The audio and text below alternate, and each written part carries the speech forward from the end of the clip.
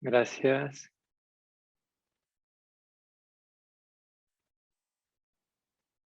Perfecto. Y pues no sé si esperamos más personas o si ya comenzamos. Si gusta, podemos comenzar, doctor. Se van a ir uniendo a la sesión. Yo les voy a ir dando acceso. Perfecto, pues muchísimas gracias. Entonces, pues vamos comenzando, ¿no? Aprovechando que estamos los que estamos. Si les parece bien, voy a cerrar un momento mi cámara porque usualmente me consume bastante el rollo del ancho de banda. Entonces, para no tener interrupciones, voy a detener el video. Si llegan a tener algún problema de audio, porfa, párenme o algo, porque igual con los estos tan pequeños no veo muy bien yo los videos. Entonces, ahí va. Y vamos a comenzar entonces. Bueno, pues antes que otra cosa, bienvenidos y muchas gracias por venir a nuestro evento de posgrados. Un poco la idea en estos foros pues es tratar de contarles algunas de las problemáticas, algunas de las situaciones que vemos, algunas de esas problemáticas que abordamos a través de nuestros distintos programas, en particular, pues bueno, programas de posgrado y programas también como en mi caso, programas de diplomado, que son programas de formación continua. Me presento rápidamente, yo soy el doctor Nelson Muriel. Actualmente soy profesor de tiempo completo en el Departamento de Física y Matemáticas aquí en la Universidad Iberoamericana, Ciudad de México. Como profesor de tiempo completo desde hace aproximadamente 2 años también soy el coordinador de la licenciatura en actuaría. Entonces tenemos ahí pues, la intención de generar esta línea de ciencia de datos, de generar esta línea de análisis de datos un poquito.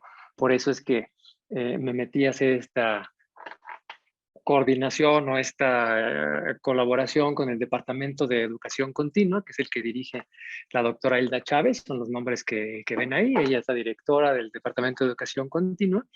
Y juntos, o desde hace, ¿qué será? Yo también creo como casi un poquito menos de 2 años o 2 años ya, tenemos un programa enfocado hacia Big Data y Data Analytics. Y un poco la idea hoy pues, es hablarles de algunos aspectos de este fenómeno de los grandes datos. Por supuesto, pues yo creo que es algo que todo el mundo conoce, es algo que ya está muy en boca de todos, es algo que hasta cierto punto, pues a querer o no, manejamos de varias maneras. Entonces quizás, pues hay dos puntos que yo quisiera de alguna manera resaltar o 2 puntos básicos que me interesa resaltar.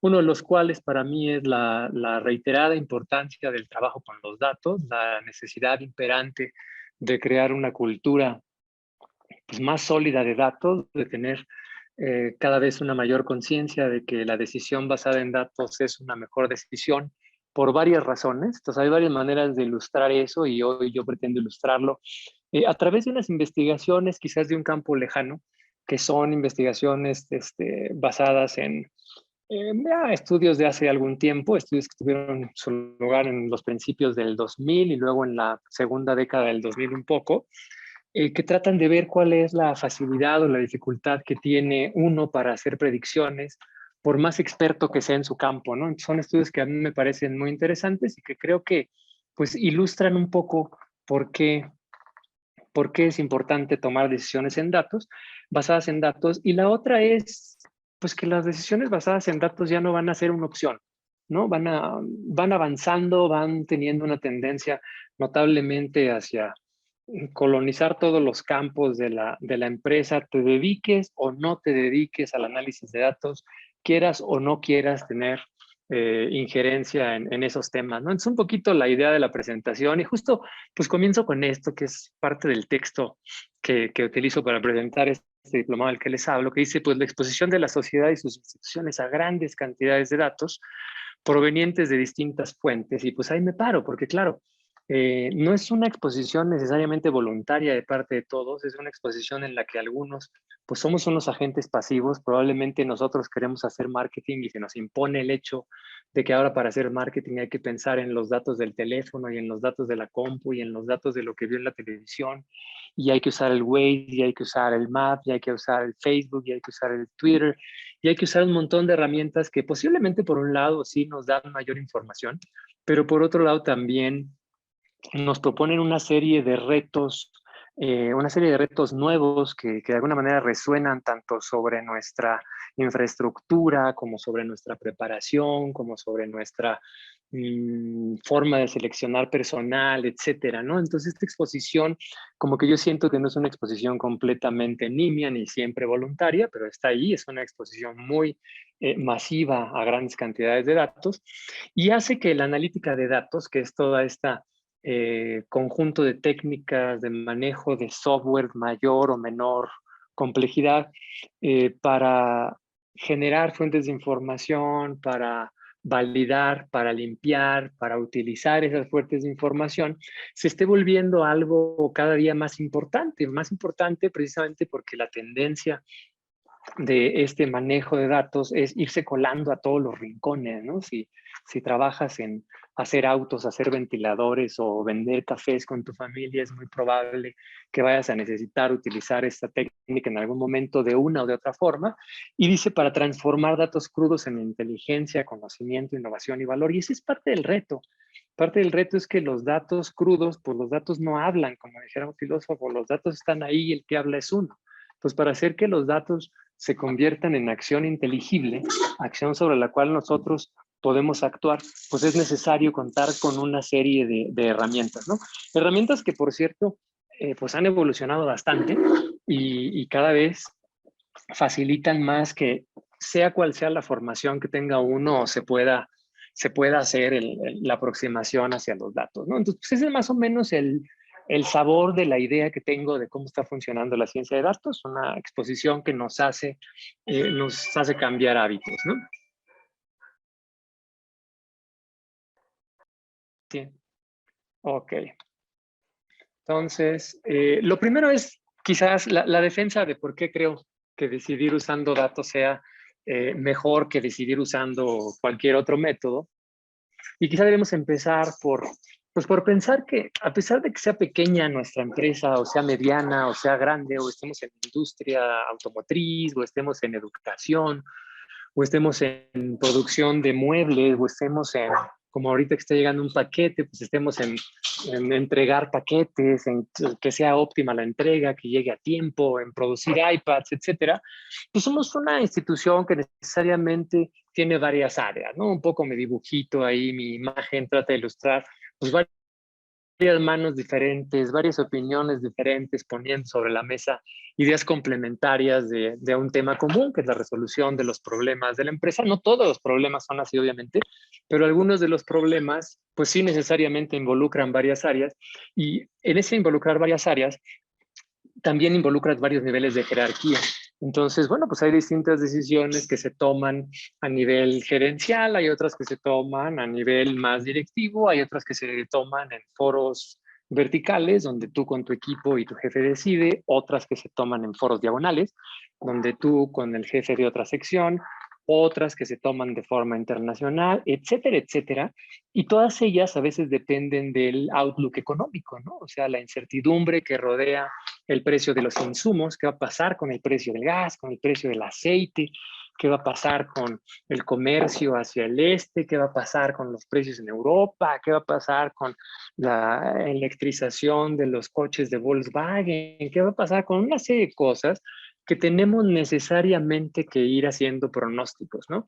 Y esta labor de hacer pronósticos no es una labor que uno elija hacer o elija no hacer, es una cosa que tienes que hacer. Cuando tú pones el precio de un producto que estás vendiendo, pues necesariamente estás haciendo un pronóstico. Cuando tú pones el tamaño del restaurante que quieres abrir, el tamaño de la cocina, el número de platos que vas a poner, el segmento del vehículo que vas a vender, el número de camionetas rojas que vas a sacar, el número de ventiladores inalámbricos, y puedo seguir y seguir, pues tú estás haciendo pronósticos de cuál va a ser el mercado, de cómo va a ser la aceptación. Y todos esos pronósticos pueden estar basados en muchas cosas y finalmente se van a hablar pues con algún experto, ¿no? Finalmente un directivo, un ejecutivo va a acabar tomando la decisión de si sí o si no se ejecuta la acción que se está recomendando o que se está tomando en un foro. Y al respecto de esta actividad de la predicción, vino Philip Tetlock de la Universidad de Pensilvania, y se empezó a preguntar si podíamos nosotros de alguna manera medir la facilidad o la accuracy, ¿qué tan precisas son las predicciones de la gente, no? Entonces, como que empezó a notar el fenómeno de que hay gente que predice muy mal y sin embargo cuando predice bien, pues se jacta mucho de su predicción. Y cuando predice mal, bueno, pues ni quien diga nada y entonces como no hay escándalo, tampoco hay motivo de recordarlo y simplemente van pasando a través de una especie de cultura mediática por ser muy buenos predictores y por tener la gran capacidad de predecir a pesar de que no necesariamente esto sea comprobable. Entonces, Philip Tetlock lo que dice es, primeramente, pues quiero saber si hay o no hay capacidad de predicción o si esto de que haya muchísimo error, pues es algo común o no.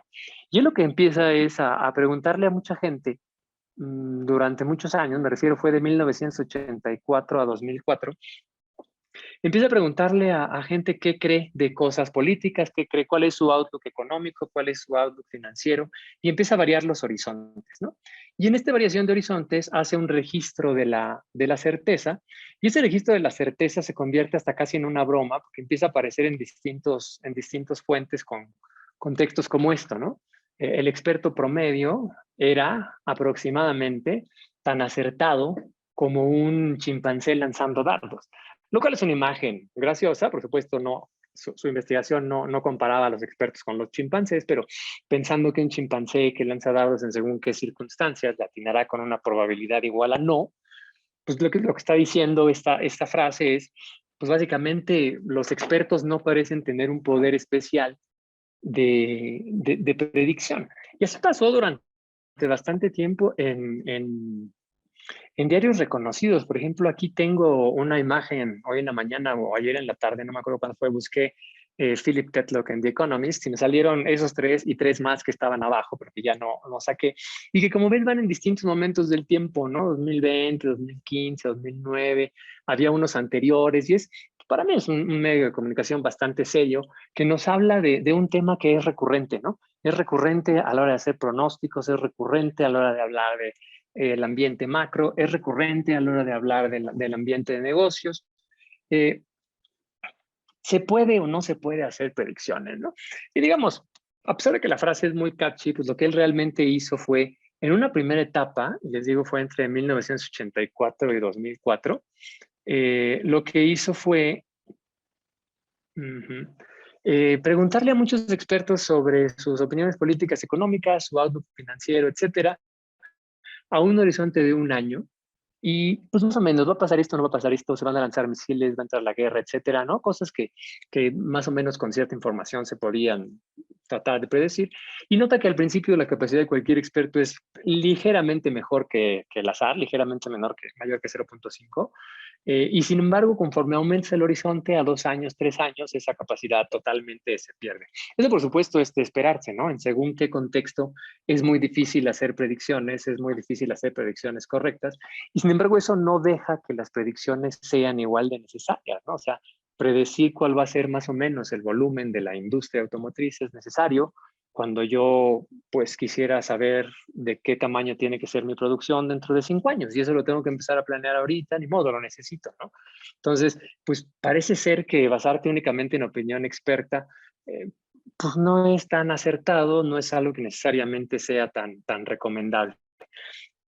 Este proyecto de Philip Tetlock, por cierto, después del 2004, que empieza a tener mucho éxito pues así, ¿no? Éxito tanto académico como mediático, se convierte en un proyecto que se llama el Good Judgment Project, el proyecto del buen juicio, que de alguna manera trata de examinar si hay o no hay maneras de hacer predicciones un poco más acertadas.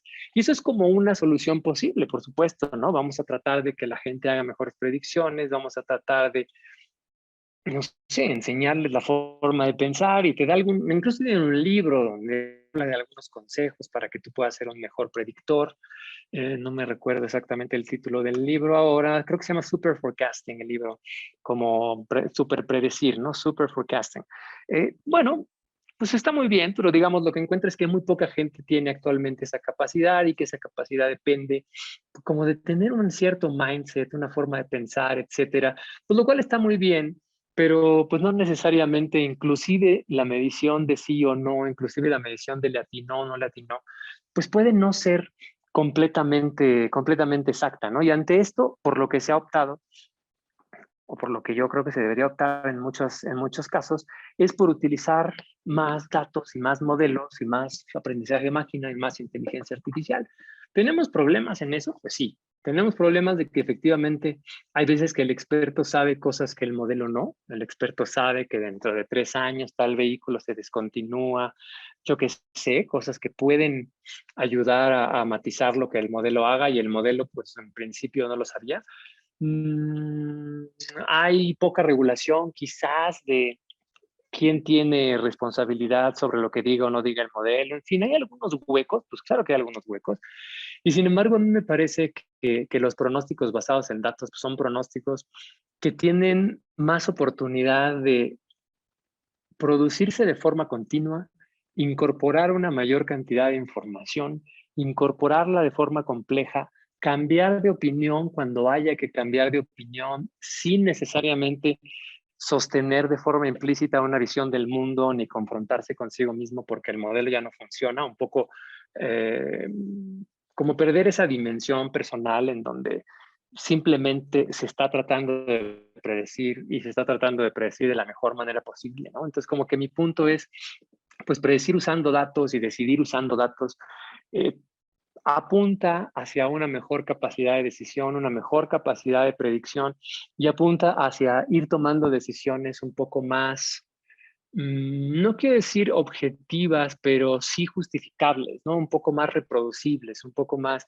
que no esté en manos, porque puede ser que nosotros tengamos en nuestra empresa un superdecisor y que realmente sea de los pocos que pronostica mejor que un modelo, ¿no? Bueno, pues puede serlo, pero cuando se quite él, necesitamos que siga funcionando y entonces, pues en mi opinión es mejor decidir usando datos, ¿no? Ahora, cuando digo decidir usando datos, pues pienso fundamentalmente, por poner así ejemplos de 3 campos, grandes campos básicos, pues primero pienso en datos estructurados, luego pienso en datos no estructurados, textos, imágenes, comentarios, opiniones, y luego pienso en datos no propios, no producidos por la empresa, que no apunten hacia uno, sino datos que apunten hacia el medio ambiente.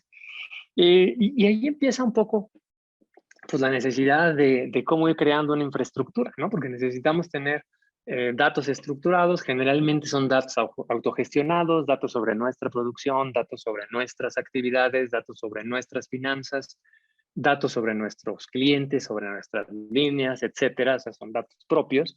Esos generalmente están en un servidor, generalmente están muy bien mantenidos. Suele ser que estén en un conjunto de bases pues, tabulares, bien relacionadas, etcétera, y generalmente se pueden consultar usando el famosísimo SQL, ¿no? El Standard Language. Entonces, bueno, pues esa es la primera forma, los datos muy estructurados. Lo otro es, pues de repente visitar las redes sociales, visitar reseñas, visitar opiniones, visitar sitios en donde el consumidor habla del producto, en donde alguien opina de nuestros programas educativos, alguien opina de nuestros autos, alguien dice que Kavak se la hizo muy cansada para venderle el coche y le perdió la llave y no sé qué. Alguien habla de que en realidad los soldados que se encontraron en Buca eran una mentira porque era un video producido, pues en fin, o sea, todas estas opiniones, todas estas ideas, todos estos textos que no necesariamente existen en una base de datos estructurada, pues se pueden descargar, se pueden conseguir de alguna manera, se pueden ir haciendo algo un poquito congruente y se pueden ir convirtiendo en inteligencia. Esto es algo que, entre otros software, se puede hacer con Python y algún paquete o algún módulo para procesar el lenguaje natural, como en LTK o con varios otros, en donde justamente la idea es como que utilizar diccionarios que van aprendiendo si ciertos usos del lenguaje son positivos, negativos, etcétera. O sea, no directamente por conteo de palabras, sino por tipificación de frases. Y la otra, pues son indicadores económicos, generalmente a cargos de instituciones nacionales, como puede ser el INEGI, el Banco de México, la CONAPO, etcétera, que son, pues generalmente datos abiertos a los que todo el público tiene acceso y a los que por defecto, pues uno o entra a una página y descarga archivos o entra preferiblemente por un API, ¿no? Para poder tener todo al día. Y son como las formas tradicionales de andar consiguiendo datos, ¿no? O sea, los consigues de tu servidor o, bueno, de donde tengas tus datos de la empresa, sea tu servidor, sea un servidor externo o remoto, de textos, de redes sociales, de imágenes, de sentimientos o de alguna agencia nacional.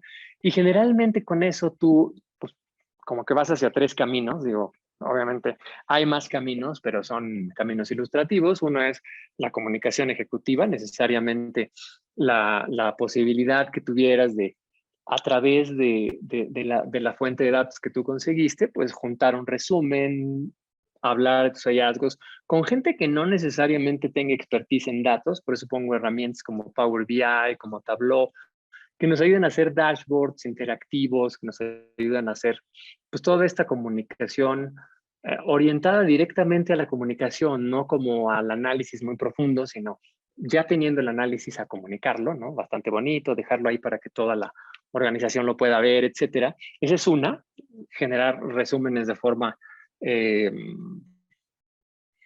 uniforme. La otra es pues, hacer planes financieros, por supuesto, ¿no? ¿Cuánto le vamos a poner de incentivo a este producto? ¿Cuánto no le ponemos? ¿A cuál cliente le damos qué incentivo? ¿Por cuánto tiempo vamos a permitir estos incentivos? ¿Cuándo se van a subir los precios? ¿Quién nos puede dar créditos? ¿Cuál es la actitud general del público hacia el crédito? Etcétera, etcétera, ¿no? Digo, según en qué empresa estemos, eso nos pega más o nos pega menos. Todos tenemos financieros, hay financieros más sofisticados, por supuesto, pero esa es otra de las clásicas salidas del análisis de datos. Y la otra, pues estrategias y riesgos, ¿verdad? Donde queremos hacer una prevención de los riesgos de mercado, de los riesgos operativos, de los riesgos financieros, poder hacer en todo caso cobertura contra las consecuencias monetizadas de los riesgos, analizar un poquito cuáles son las posibles salidas, y eso puede tener que ver o con usar los datos o con generar datos de forma sintética, ¿no? Y en este contexto, como que, pues justamente lo que ha sucedido es que para tener esta estructura de datos y para aprovechar esta estructura de datos correctamente, de tal manera que se pueda sacar el máximo provecho, pues se ha recurrido mucho ahora al terreno de Big Data, ¿no? Yo creo que Big Data también ya es algo que lleva muchos años en nuestro vocabulario, que ya no, quizás no vale mucho la pena puntualizar qué es, qué no es, cómo es. Quizás nada más baste una ilustración de la magnitud de how big, ¿no? How big es esta Big Data de la que se está hablando. Y bueno, yo no sé las edades de todos los que estamos aquí en la plática, ¿no? Pero yo me acuerdo cuando mi computadora todavía tenía memoria en megas y empieza uno a medir ahora en gigas y dices, bueno, mira, ya cortito, 1 GB, el byte es lo mínimo, pero vamos a empezar con nuestra medida mínima como 1 GB. Ya todas sus computadoras, ustedes creo que todos estamos familiarizados con el giga, entonces bueno, pues, ¿qué tan grande? Vamos a empezar por 1 GB, ¿no? Mi computadora, por ejemplo, creo que tiene 250 gigas en el disco duro, es chiquito. Del giga sigue el tera, que ya son 1000 gigas. Entonces hace algunos años, no tantos, empezaron ya los discos personales enteras y todos muy felices. 1000 adelante ya se llaman petas, 1000 adelante se llaman exas, y ahí pongo un paréntesis que los exas ya son 1000 millones de gigas, entonces ya son 1000 millones de nuestra unidad básica, que de por sí ya se llamaba giga, o sea, ya se pretendía decir que era bastante grande, y 1000 de aquellos pues, se llaman Z, ¿no? Entonces, es una medida que pongo aquí solo como por poner un comparativo, que te des una idea vamos a decir, cuántas de tus compus estarían utilizando, ¿no? Yo les digo, la mía es de 250 gigas, entonces necesito 4 de las mías para llegar a 1 tera, 4000 para llegar al peta, 4 millones para el hexa y 4000 millones para llegar a un Z. Entonces, de mis computadoras, como la mía, son 4000 millones para llegar hasta abajo, ¿no? Es un poquito para puntualizar y para ubicarnos cuando decimos qué tan grande es lo grande, ¿no? Y de acuerdo con Estatista, esto es algo que consulté hace 2, 3 días para actualizar la diapositiva. Esta es una gráfica del volumen de información y de datos creados, capturados, copiados y consumidos en todo el mundo del año 2010 al 2025. Había yo dicho 4 millones de computadoras para uno. Bueno, en 2010 yo necesitaba 8 millones de mis computadoras. O sea, sí son varias, sí tendría que llenar mi sala de computadoras y la cocina y el baño bien cerrada porque es muy delgadita, capaz ya con eso alarmo. O sea, es mucho, ¿no? Es mucho. En 2010 eran 2. Sin embargo, ve cómo avanza, ¿no? Es un crecimiento exponencial de 2010. 2022 está por aquí, no sé si se ve más, yo espero que sí. en el número 2022 se ven 97 en vez de 2. De ahí en adelante, los que tengan asteriscos son un poco entre inexactos y pronosticados. Entonces, bueno, se va actualizando conforme los datos se van haciendo más correctos. Pero fíjate el patrón, ¿no? Es un crecimiento exponencial de los datos consumidos. Algunos pointers así como para ver cómo va ido el crecimiento es de 2010 a 22, pues empiezas aquí en el 10 y vas hasta el 22, que es más o menos lo que se espera de este año. El cambio es 95, pero el estado inicial es 2, entonces el cambio es de 4.750%, o sea, entre acá y acá el crecimiento fueron 47 veces. Por supuesto, pues es parte por un avance tecnológico, parte por una sociedad que cada vez se está acostumbrando más a los dispositivos móviles, digitales, etcétera. Entonces hay ese crecimiento que, dicho de otro modo, dice que el consumo de 2022 es 48.5 veces el del año 2010, o sea, creció impresionantemente el consumo de datos en este tiempo. Consumo de datos que pueden ser datos de texto, pueden ser datos de imágenes, pueden ser datos de toda naturaleza, ¿no? No hay como una restricción, no son hojas de texto, ¿no? Son todo tipo de datos que se consumen en el año. Luego tenemos de 2022 a 2025, o sea, en los próximos 3 años, pues prácticamente se duplica, ¿no? Que tenemos 90 y tantos a 181, bueno, pues 9 por 2, 18, prácticamente se duplica. Aquí, pues esta cuenta ya no la tengo, ¿no? Pero 181 por 4, 724 millones de mis computadoras. No, eso ya no cabe en ningún lado. O sea, pero es para que veas el crecimiento de la, ¿no? Entonces, no sé cuántas de tus computadoras salieron, de las mías eran 4 millones por cada uno. Son demasiadas de mis computadoras. Es enorme el consumo de datos que se da actualmente. Actualmente para todo se da un consumo de datos. Y esos datos son a los que constantemente pues uno podría tener acceso según a través de qué plataforma y a los que estamos como que peleando por darles un poco de sentido, ¿no? Parte de la pregunta es si todos los datos tienen sentido o si una parte de esos datos pues no tiene sentido o no se lo podemos sacar al ritmo que se producen, ¿no? El crecimiento estimado, digamos, hay dos maneras básicas de medirlo. Uno es el instantáneo, como si fuera una curva exponencial, y el otro es el anual compuesto, que es como si fuera dinero, ¿no? El presente por U más la tasa de crecimiento a la número de periodos.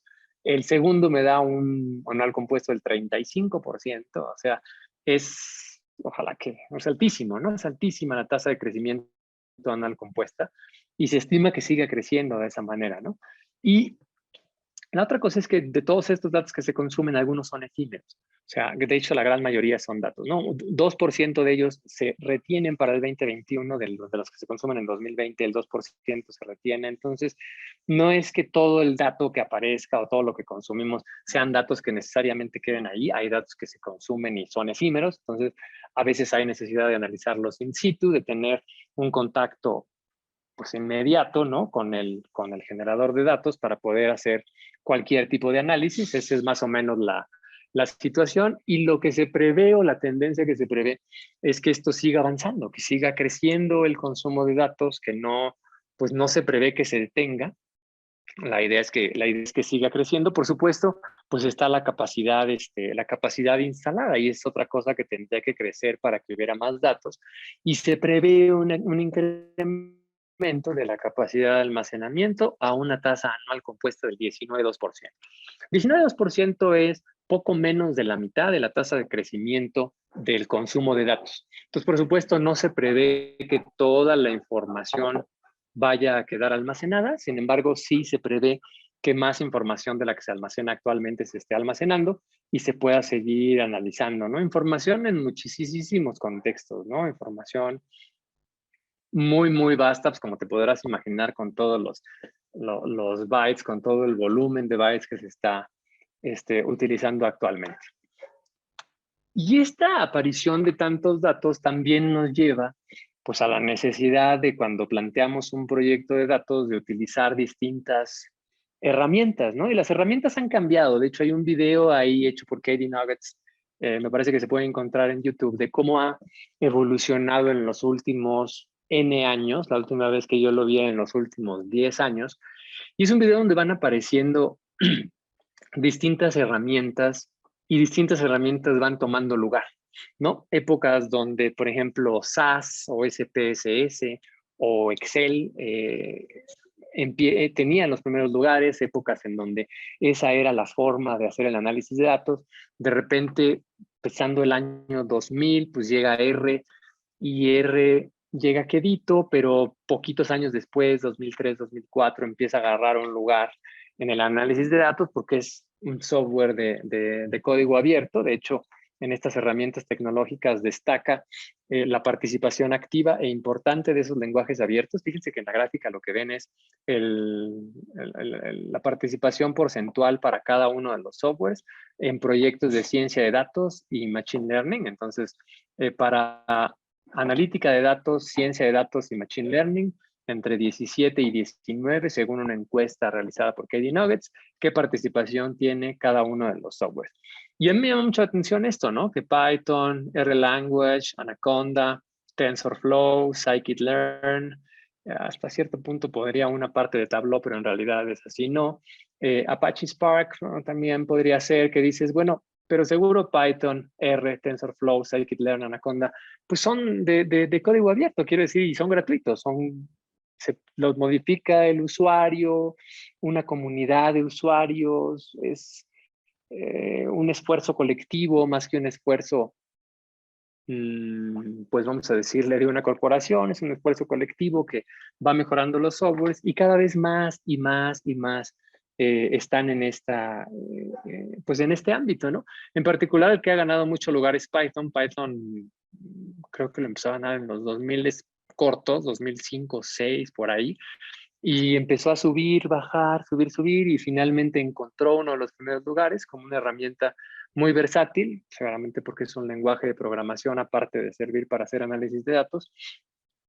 Y los otros que, bueno, pues están peleándose, ¿no? O sea, como que las herramientas un poquito lo que han hecho es evolucionar a tratar de ocupar un lugar en esta tabla, por decirlo así, tratar de ocupar un lugar más arriba, tratar de ser más importante en el ámbito. Por supuesto, Excel, por ejemplo, en el ámbito empresarial, pues es importantísimo, ¿no?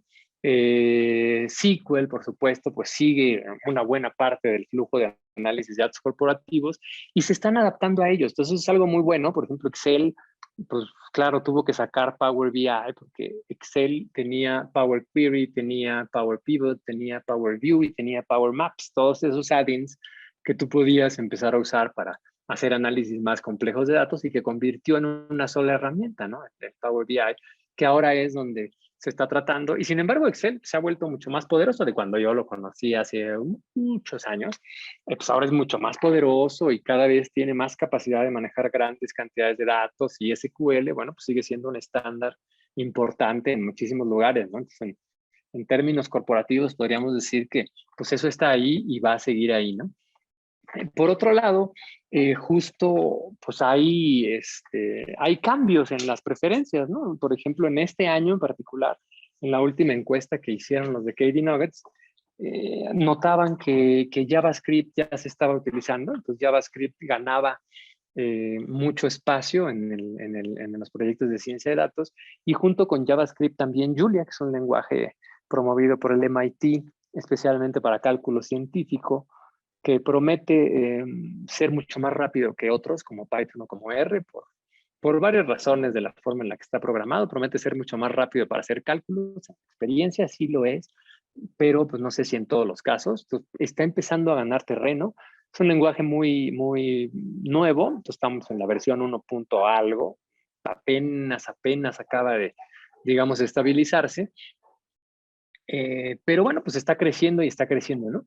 Y la idea de todo esto es que pues los lenguajes también están creciendo. Hay muchísimos más, ¿no? Pero ahorita pues pongo los que KD Nuggets nos pone como los primeros lugares, y de ahí van saliendo más y van saliendo más y van saliendo más y van saliendo más, al punto que realmente eh, es muy difícil estar al día en todos los lenguajes que hay, ¿no? Es muy difícil eh, mantenerse. De hecho, la última encuesta de, ¿cómo se llama esta encuesta? Bueno, miren, hay una encuesta que trata del mundo del trabajo, ¿no? Y las habilidades que le van a pedir a las personas que van a entrar al mundo laboral. Y lo checo a menudo porque, pues, como coordinador de actuaría me gusta saber qué están diciendo acerca de lo que se necesita, y decían justo por esto, ¿no? Están cambiando tanto los lenguajes que ahorita quizás más que pedirles que sean maestros de uno, lo que necesitamos es que sean maestros de aprender otros.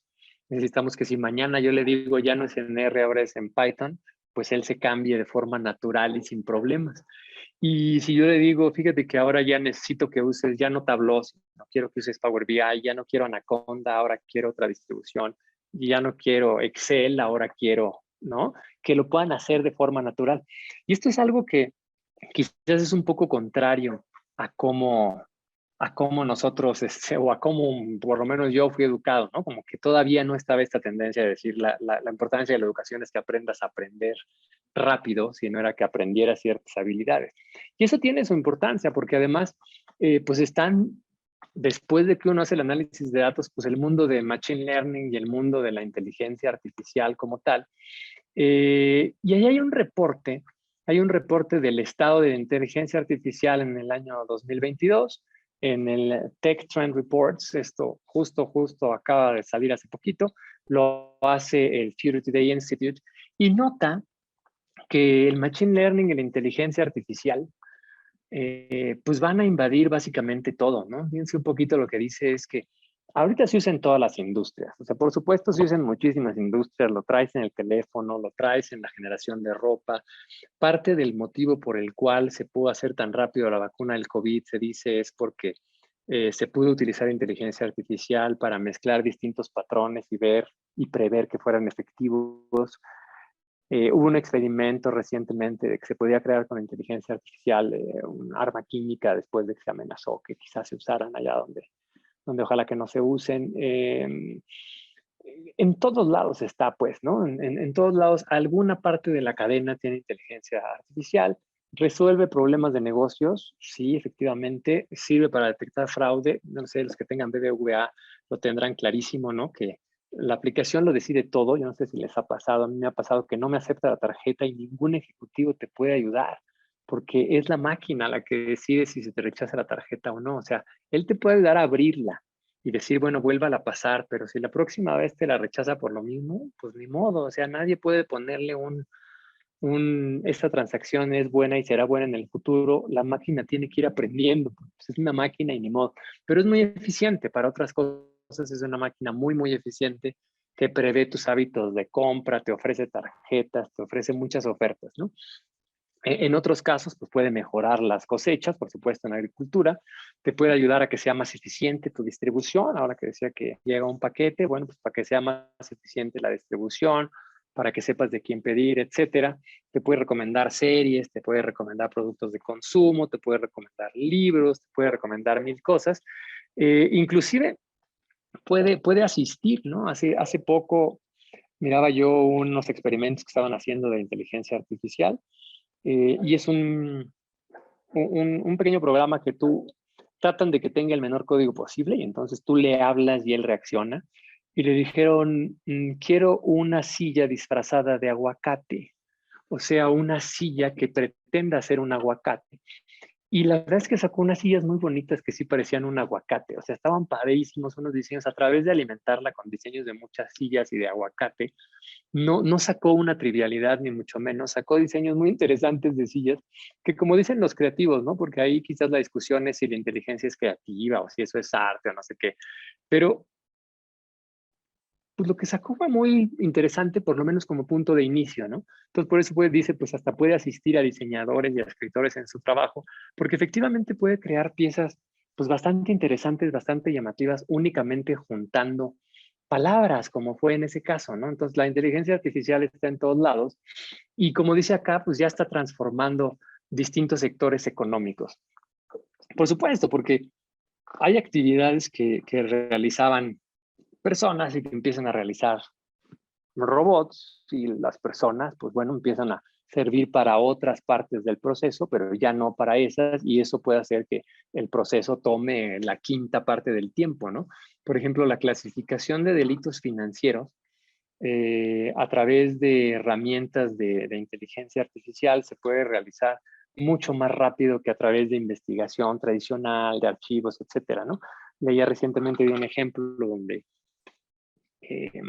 se comparaba la clasificación de ciertas tipologías de delito financiero y el equipo de expertos del caso, el tradicional, se tardaba aproximadamente 2 semanas en hacer la clasificación completa y la inteligencia artificial se tardaba aproximadamente 1 día o 2 días. O sea, sí era una tarea importante y de todas maneras tenía una precisión bastante alta, ¿no? Entonces sí está transformando los sectores económicos y sin embargo, en este estudio de la tendencia, pues se prevé un impacto más profundo, se prevé un impacto en la salud, ya ven que ahora está todo esto de los dispositivos, la biotecnología con las ideas de Elon Musk, el chip, etcétera, el cómputo en la nube, la tecnología financiera que está a tope, todos los electrónicos de consumo, todas las aplicaciones militares, por ahí China estaba diciendo que quería ser la gran cabeza de la inteligencia artificial de aquí a 2030, Estados Unidos andaba diciendo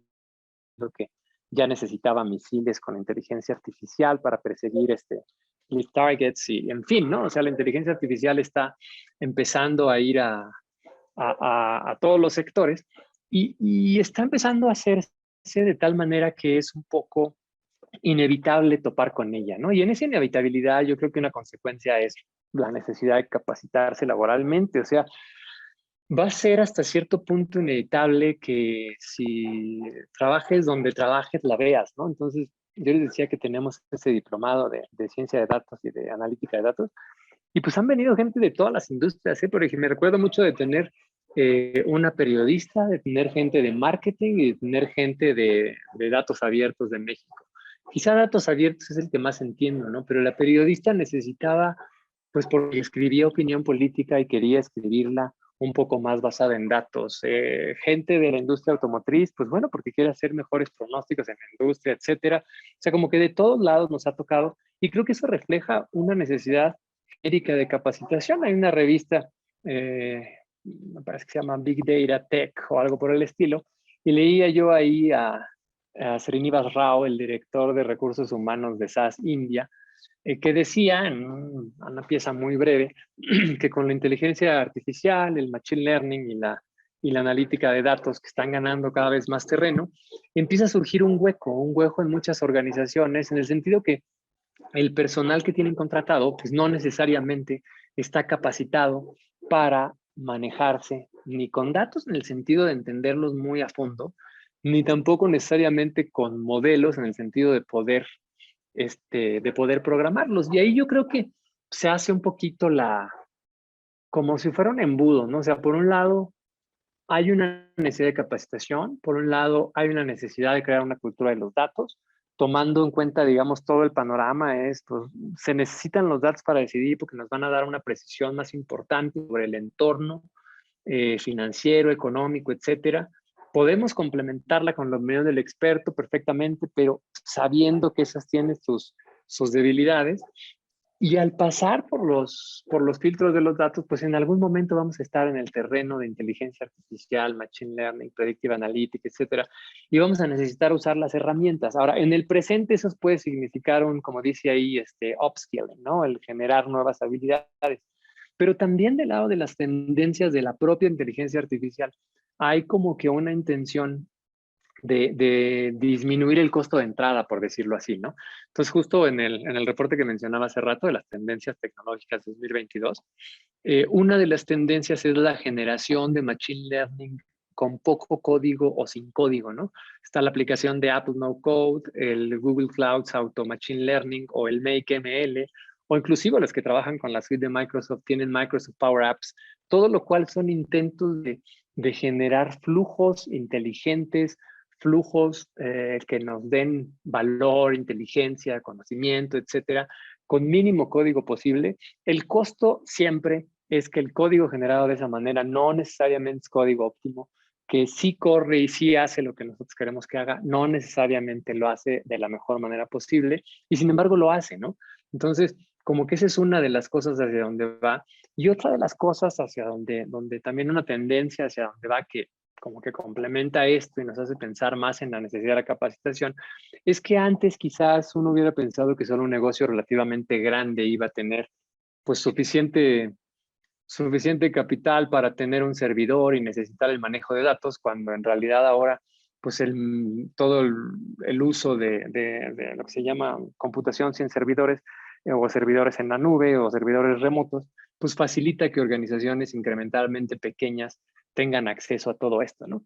Entonces, pues justo de mi parte, como que la imagen es justo esta, decir, bueno, pues la tendencia de los datos está aquí, no para irse, es una tendencia que por donde la veas viene con bastante fuerza, viene creciendo, que llama a la capacitación inevitablemente, que promete bastante, promete tener un desarrollo impresionante y que de alguna manera tenemos que ir modelando, ir integrando en nuestras vidas, ir integrando en nuestra actividad laboral, porque a querer o no, en la industria que trabajemos, seguramente nos la vamos a encontrar, ¿no? Y bueno, pues eso, aquí en Ibero Educación Continua, pues nuestros programas tratan, algunos de los programas tratan de abordar ese tema. En particular tenemos uno, es el Big Data and Data Analytics, por si a alguno de ustedes les gusta el tema, y en ese módulo tocamos algunas de las preocupaciones que se hablaron aquí, un poco cómo se manejan, cómo se analizan los datos. En fin, este es un programa que pueden consultar en la página de Diplomados Ibero.